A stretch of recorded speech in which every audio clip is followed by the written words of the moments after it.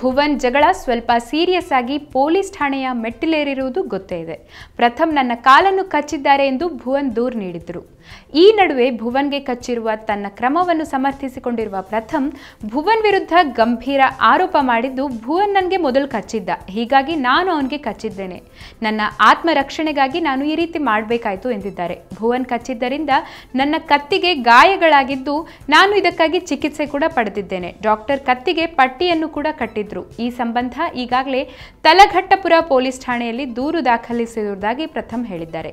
ಇನ್ನು ಈಗ ಇವರ ಜಗಳವನ್ನು ರಾಜಿ ಮಾಡಲು ಕಿಚ್ಚ ಸುದೀಪ್ ಈ ವಿಷಯವನ್ನು ಹತೋಟಿಗೆ ತೆಗೆದುಕೊಂಡಿದ್ದಾರೆ.